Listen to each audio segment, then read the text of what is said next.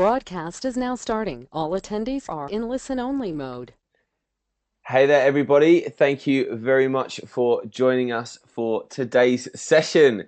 It is 5:30 a.m. here in Pacific Beach, San Diego, and I'm very pleased to have you all joining us from all around the world. We've got a bank holiday happening in the UK, so thank you to all those people that are giving up a little bit of your time on the bank holiday to join us. And for all of you getting up very early in the Pacific time zone, and for everyone all across the world who are looking forward to a fantastic session today. We really have got a great session planned.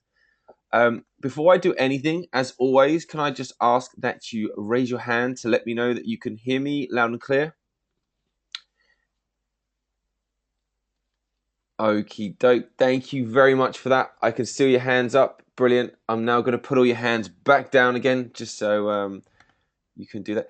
Just to let you know, throughout the session, please feel free to ask any questions that you have. That's no problem at all. There's two ways you can ask questions. Number one is on our Facebook page. You can find that facebook.com/WBECS. That's World Business Executive Coach Summit.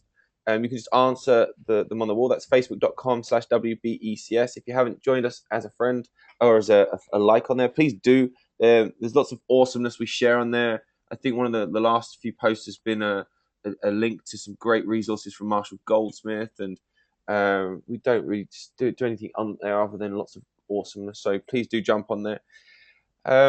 Just some other housekeeping.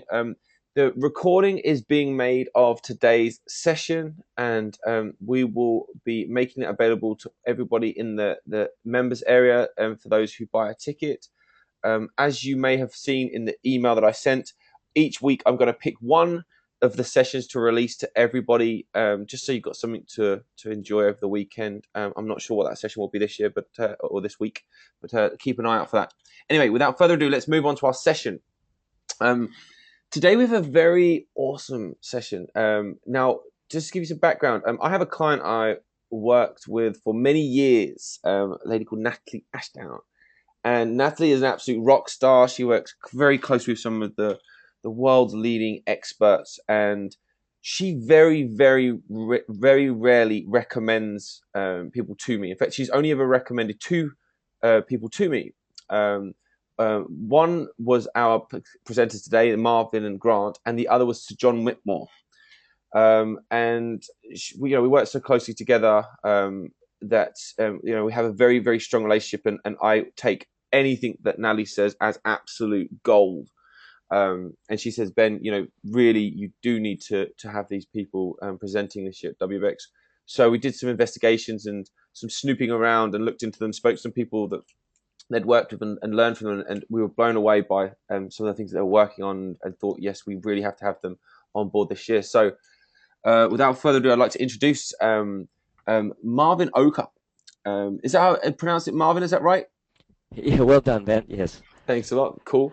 It's great to have you on board here. Marvin's recognised as a world leader and authority in the field of behavioural modelling and behavioural change technologies. He's an international consultant and speaker with corporate and government clients throughout Australia, New Zealand, Southeast Asia, North America, Europe, and the Middle East. He works in the areas of executive leadership, team development, leadership communications, strategic and systemic thinking, and organizational culture shaping. Our second presenter, Grant, is Grant Soosalu? Soosalu, Ben. Soosalu, there we go. Grant Soosalu holds multiple academic qualifications combined with wide-ranging expertise and experience in both the educational and business sectors. He has published articles and papers in international journals in the fields of applied physics and philosophy. He is the author of the book Total Quality Meetings, which was published by La Trobe University Press. Now, it's my great pleasure to introduce both of these awesome gentlemen to our stage. So I'll pass over to you. Over to you, gentlemen.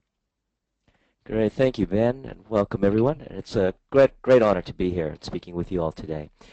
So we'd like to introduce you to a fabulous thing that we've been working on over the last couple of years that we call mBIT, which stands for Multiple Brain Integration Techniques.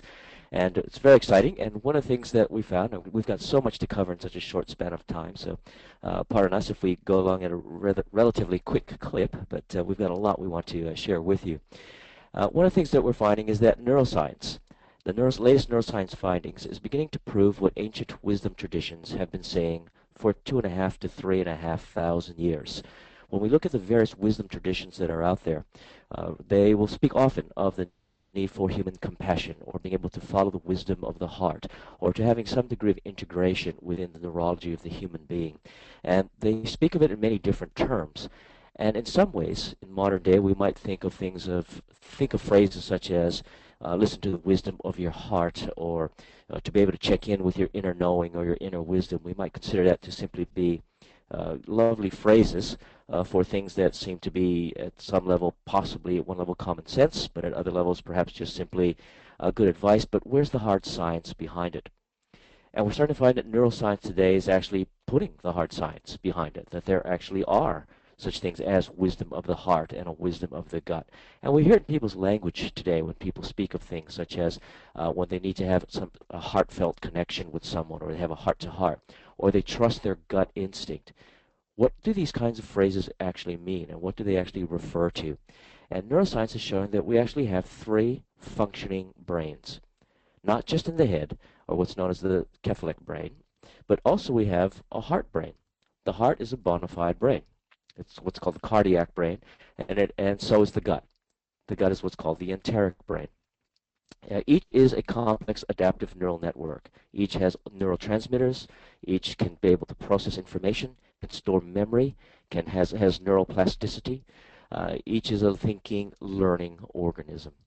And without going into too much of the great science details at this point in time, what is astounding is that, first of all, we have more than just one brain, more than just one in the head. We have three brains, or at least what science can prove at this point in time, in the head, heart, and gut. And that each of these brains do different things.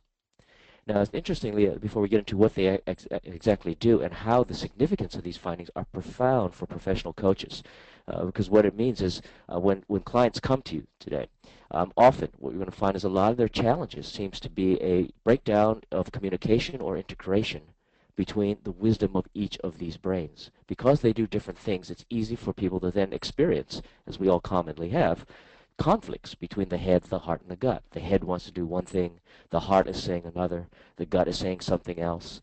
Well, how do we resolve all of these? And without understanding the languages of each of these different neural networks, then it becomes very difficult to actually work with them. But once you do understand exactly what these different neural networks do, how their functions are different, and how they can work together for the optimum integration of the whole person, then a lot of people's challenges seem to be able to not only get resolved, but a lot of their life issues get dissolved because a new form of consciousness starts to emerge when these three brains are integrated.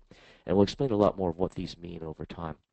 But before we go a lot farther, I might just hand over to Grant for a moment, and particularly if Grant, you might just quickly explain a bit of the history of how the enteric brain and the cardiac brain has come into modern day parlance in the science world. Yes, thank you, Marvin. It's really quite fascinating, especially in terms of the enteric brain, of the gut brain, in that neuroscience only discovered that we have a complex adaptive neural network with approximately 500 million neurons in the gut region around about 15 to 20 years ago with the work of Professor Michael Gershon. And he wrote a very seminal book called The Second Brain, where he argued that this complex adaptive neural network in the gut was a functional brain, had all of the equivalents, componentry of a brain. Fascinatingly, though, when Marvin and I started to do the research on the enteric brain and what its competencies might be, I started to research in the literature going back. It turns out that Western medicine, allopathic medicine, actually discovered the enteric brain around about, well, over 100 years ago. It was 1895, and I have a medical anatomy textbook that actually describes the enteric brain, that they'd found a very complex neural network there. So it got lost in the annals of science and has been rediscovered in more recent times. And of course, the cardiac brain, equally, there's been a lot of research over the last 15 to 20 years, more particularly in the last decade, with the work of organizations like the HeartMath Institute. And they've found that there's some very specific competencies and intelligences that occur in the cardiac brain. And there's now a field of neurocardiology. Each of these brains are quite profound in their own right. They do different things, they have different intelligences, and as a result, we use different terms for them at different times. So we might call these 3 brains at times. We might also call them 3 intelligences. Sometimes we'll call them 3 neural networks. We'll use those terms interchangeably. So if you hear Grant and I swapping between these terms, we're still referring to the head, heart, and the gut complex adaptive neural networks. Now, we also, perhaps before we get a lot farther, is explain a bit of our terminology here, the kinds of phrases that we use. And you would have seen on our opening slide, you would have seen 2 different words, mBraining and mBIT. And mBraining is a verb, which we made up the word. It's a verb form of the word brain. It's the way that you're doing your multiple braining. The M stands for multiple. We deliberately chose the word multiple rather than 3 brain or 3 brain integration techniques, because we started with what science can prove at this point in time, and we then used that to inform a lot of action research and behavioral modeling research to see how the science plays out in human everyday life. And so we called it multiple brains rather than 3 brains because we know sometime in the future that science will probably find more complex adaptive neural networks in our neurology. There's probably more brains that we have available. It's just that science hasn't been able to prove it yet. We've got a lot of evidence to suggest certain kinds of brains that are probably there, but we're waiting for the science to actually catch up and prove it before we incorporate it into our approach. But the first term, coming back to definition of terms, we're saying mBraining. It's the verb form of the way you're using your multiple brains. So if you've got a coaching client and they come up to you and they're saying, I don't know what to do, I'm having some trouble with my career or in my life or whatever it might be. My head is saying one thing, my heart really wants to do something else, but my gut is afraid and doesn't really want to do it.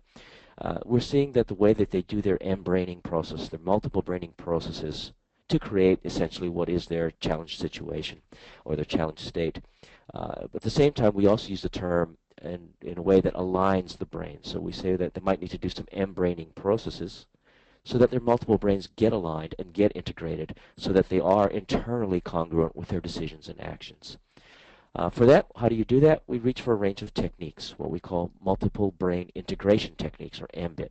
And it's the whole suite of practical techniques that Grant and I have developed that allows people to get in contact with their 3 brains, listen to those intuitive signals, align those 3 brains, and harness the intelligence of all of them when they're working together.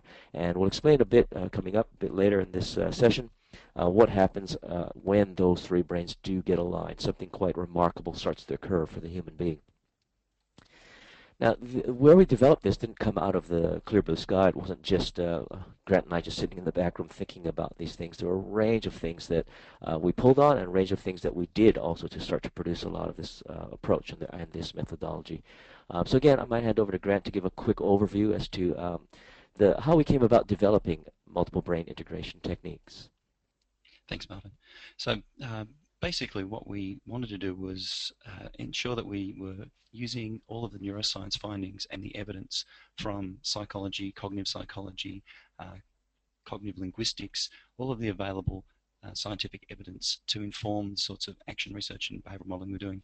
So we pulled on pathology and disease evidence. For example, what happens if in the gut region there is a specific disease or some sort of surgical intervention, for example, gastric banding. So there is research that has been done on people who've had gastric banding and the sorts of personality changes that occur after gastric banding and that occur very quickly, even before any weight loss has occurred. So it's not necessarily anything to do with the fact that somebody has actually lost body mass or lost weight.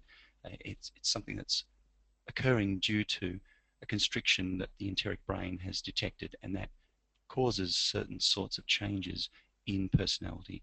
And so by using this range of evidence, everything from evolutionary and phylogenetic evidence, embryological development evidence, and going back from a behavioral modeling perspective to ancient wisdom evidence, we looked for common factors across these divergent sources. And after we did a common factor analysis, we were able to determine what were the prime functions and the core competencies that each of these neural networks, the heart, the gut, and the head, were involved in some way of control or expression of these sorts of competencies, and therefore were leverage points. And from that, we were then able to do our behavioral modeling, do action research to validate this in the fields of coaching and the fields of leadership. And we pull from everywhere, as Grant has just mentioned, all the way from ancient wisdom literature all the way to modern day science. And even if you look at today in the what we know today from ancient wisdom traditions, it's quite fascinating to find that numerous comparative studies show that it is more the norm than it is the exception for most spiritual and religious practices to have a reference to three souls, or three forms of intelligence, which is very fascinating. There might be listeners listening today that are very familiar with various approaches such as the Enneagram, or Taoist practices, Taoist breathing practices, or the three major arms of yoga, for instance. And again, all spiritual traditions all have a reference to three souls, which is quite fascinating. Now, what are they referring to? What is it about these three souls, or three forms of innate intelligence that's being tapped into? And again, when we balance what we see there, combined with what we're seeing in modern science, what neuroscience is showing, when we take a look at behavioral modeling and take a look at what people actually do in their language patterns and the way that they work with their body in terms of dealing with practical everyday situations. And as Grant has mentioned, when we look at functional disorders, the neurophysiology of functional disorders, we start to see common patterns start to emerge. And again, we can spend a lot of time explaining what we're about to explain, which is what's called the prime functions, but we'll cut to the chase in this particular pre-summit webinar. We find that each of these three different neural networks, these three brains, do different things. They have different forms of intelligences, or different competencies, different skill sets, different abilities that they are particularly good at. The head brain should come as no surprise for most people. The three things that the head brain are particularly good at are cognitive perception, thinking processes ranging from problem solving, analysis, synthesis, whatever it might be, and fine art of making meaning, which is coming up with storyline, putting language to things, creating narrative to things. The head brain is particularly good at those three dominant functions. The heart is particularly good at emoting processes. Our emotional processing comes into play through the heart. You'll notice, for instance, when many people refer to deep-seated emotions, where are their gestures? Where do they refer to? What are the language patterns that are often been used for that? And often it will be in references to the heart intelligence, where people wear their sleeves on the heart. When we say someone wears their heart on their sleeve, sorry. When we say when someone wears their heart on their sleeve, we don't mean that their thinking and their logic is crystal clear. We mean that it's very easy to notice what they're feeling, because the emoting processes relate to a lot of references to the heart. As do values. Our core values, whenever people reference what's important to them, or what's deeply important to them, what's close to them, they start gesturing towards their heart area. And how people feel about each other. Their relational affect is often referenced via the heart intelligence, where we have heartfelt connections with people. Or when people are warm-hearted. Obviously, they have very kindly relations with people.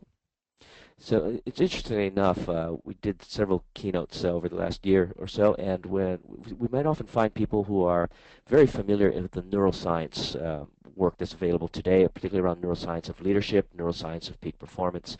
And often there'll be a lot of references to the limbic system in the head brain, saying that the limbic system is where a lot of the emotional processing occurs. And it can certainly look that way if you're only looking at the head. What's interesting, though, is in behavioral modeling research, if you actually look at what people are actually referencing, when people start to reference things like deep-seated emotions or core values or how they really feel about someone, they almost never, in fact, never, do they ever point or gesture towards the limbic system in their head. They almost always are referencing some aspect towards their chest area or to their heart area. And we start to notice, well, why is that? What is the unconscious intuitive gesture towards that heart area? Because that is where the dominant set of sensations and signals are occurring. The gut, and again, we could spend the next 20 minutes just talking about this next set of prime functions and how they've come to be, but the gut is particularly interesting. The gut brain is responsible for your core identity. It's responsible for really maintaining your deepest sense of who you are. This is when people can resonate with things deep in their gut, or they feel something deep in their gut. It's also responsible for protection, safety, self-preservation. A lot of your boundary issues, a lot of safety, fear, protection issues get processed via the gut. Most people, when they feel fear, the first place they're going to start feeling it is going to be anxiety or butterflies in the stomach, something in the gut. When people are very afraid, their stomach starts to tremble, and they might get anything from throwing up to constipation to diarrhea. But a lot of a gut reaction starts to occur. And you hear it in people's language again. People talk about their gut instinct or gut reaction, or what's their gut feel for something. And often it's related to either something having to do with their core identity, having something to do with fear or protection, or it has to do with mobilization, the need to act. And again, we hear it in people's language. When people say, the person doesn't have the guts, it means they don't have the courage to act via that intelligence, using that intelligence. When someone doesn't have the guts to do something, they don't have the courage to act in the face of fear.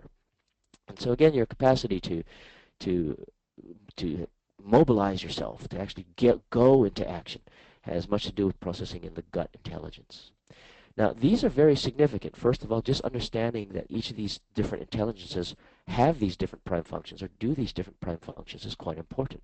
So again, in a coaching situation, if a client comes to you and they are saying that they are having challenges between a decision they've got to make, and their head says, well, logic says this, and they shouldn't do this because of whatever reasons, whatever making of meaning they've come up with, but their heart, their emotions and values are coming into play. Their heart says, but they want to do it. But their gut goes into a fear mode, usually because of the head processing, and the gut says, well, I don't know if we should do that because, it might jeopardize our income, or what if things go wrong? And again, the gut goes into that reaction. So how do we handle it? As a professional coach, how do you work with a client at this point in time? Obviously, it's not going to work if you try to do everything through the head.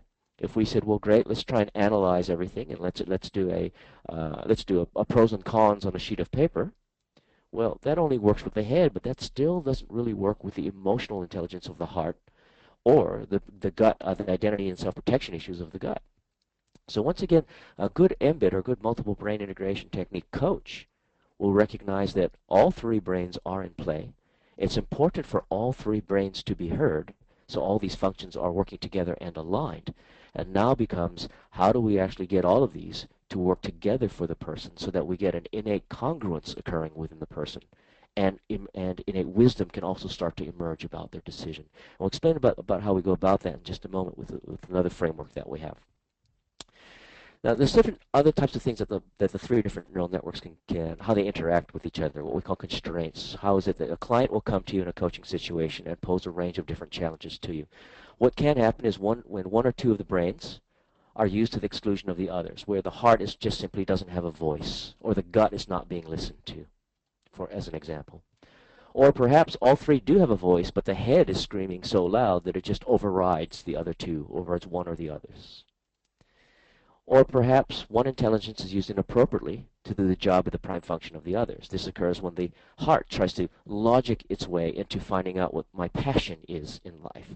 Well, when the head tries to logic its way into finding the passion in life. Well, the head's not good at being able to sort out passion. The heart is required to sort out passion. And again, or maybe the three brains are actually in conflict with each other. Or, as we'll talk about a bit later, it could very well be that they're used in the wrong sequence. The order in which the brains are accessed can also make a difference. Now, the map that we use when we're working in a coaching situation is what we call the mBIT roadmap, or the high-level roadmap. And it basically is, first of all, whenever working with a client, the first thing we want to be able to do is make sure that they get in communication with all three of their brains, all three of their innate intuitive wisdoms. So first of all, teach them how to actually relax and slow down any stress signals so that they can actually get in touch and listen to what the head is saying, listen to what the heart is saying, listen to what the gut is saying. And then we have processes to get them congruent with each other, how to actually work with them so that the heart, the head, and the gut are all working together so that the client can actually be congruent in the way that they approach a particular issue or decision. Then to optimize their function to what we call the highest expressions. And we'll talk about these highest expressions on the next slide. But basically, for the head brain, it's about being able to operate from states of high levels of creativity. From the heart, high levels of loving kindness and connection, which we would lovingly call compassion. And from the gut brain, the capacity to have courage to act even against insecurities or conditioned responses. And out of this, when this occurs, when all three brains are aligned and working at their highest expressions, we found that an emergent wisdom starts to arise, a wisdom that becomes inherent within the person being totally congruent within themselves, a wisdom of response that you could not predict at the start of the session. These highest expressions of creativity, compassion, and courage are absolutely essential for your client to be able to live a life that is truly authentic. It starts with the heart. We talked about the proper sequence that comes into play, and one of our mBIT principles is that the heart leads, and there's a whole range of reasons for this. But for now, because of time, we'll just cut to the chase.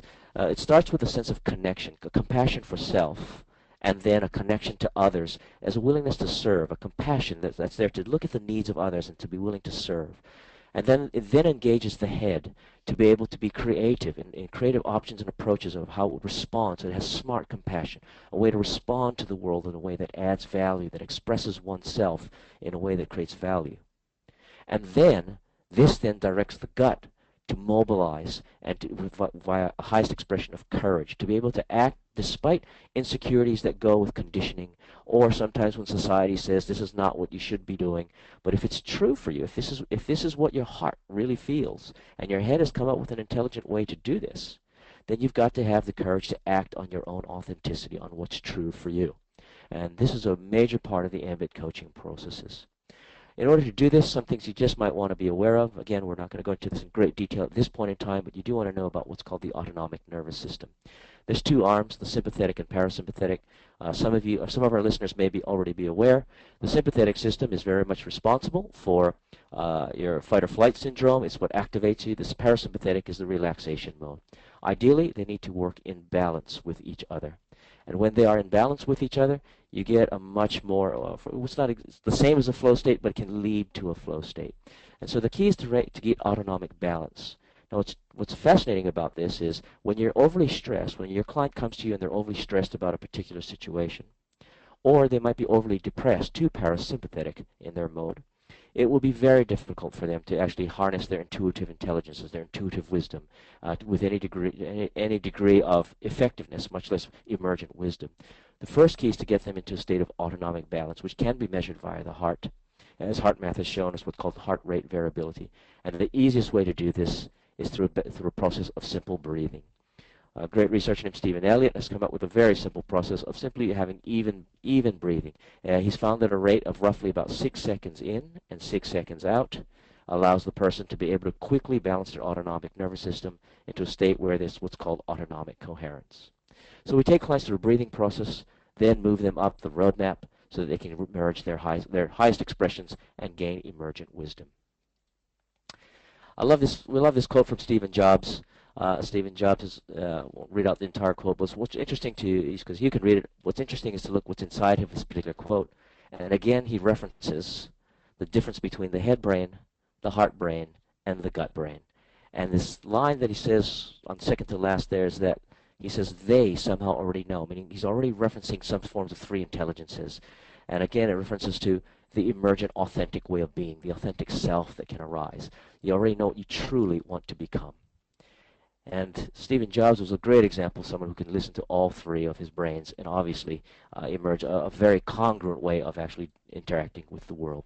So in summary, in short, once again, modern neuroscience is proving what ancient wisdom traditions have been saying for 2,500 to 3,500 years. It's an exciting time because what we're starting to find is with multiple brain integration techniques, we can do tremendous work with clients that before it was pretty much either hit or miss or just so highly intuitive it was difficult to replicate. But today we've got a science that shows here's how we can help our clients tap into their innate intuitive wisdoms. It's not airy-fairy. There is a science to it, and we can do it consistently. And so with that, back over to you, Ben, for any questions that anyone might have. Wow, thank you so much for that. That was absolutely fantastic. You managed to squeeze in so much information into the session.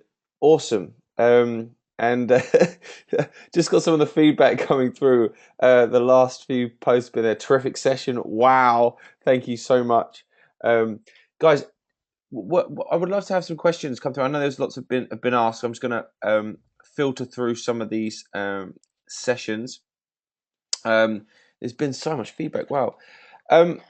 Okay, a lot of them are specific to some of the things you were talking about.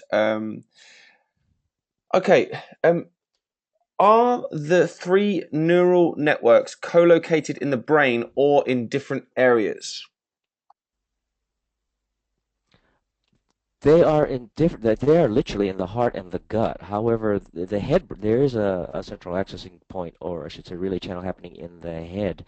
Um, Grant, you might want to explain a bit more, or just quickly, about the anterior cingulate cortex et al. Yeah, there is a couple of regions in the head brain that do what are called maps, and they're body maps. They map the visceral components of the neural networks of the heart and gut regions up into the head. And what's particularly fascinating about these two areas, insular and the anterior cingulate cortex, or AC for short, is that they are amenable to hypnosis. There's a lot of research that shows that the AC region can be modified quite strongly with hypnotic languaging. So there's some interesting overlaps there with the sorts of spiritual and esoteric techniques whereby you can communicate to these more primitive regions of your neural networks, the heart and gut, which evolved. For example, the gut brain evolved before the heart or head brain. The gut brain is very primitive, and it also develops in the womb first. So these regions are actually located in the gut and heart regions. They grow before the head brain, and they have very, very strong impacts at a very deep level on what the head brain can do. Thank you very much for that. Very interesting indeed. Got another question here. Let me just quickly grab this up.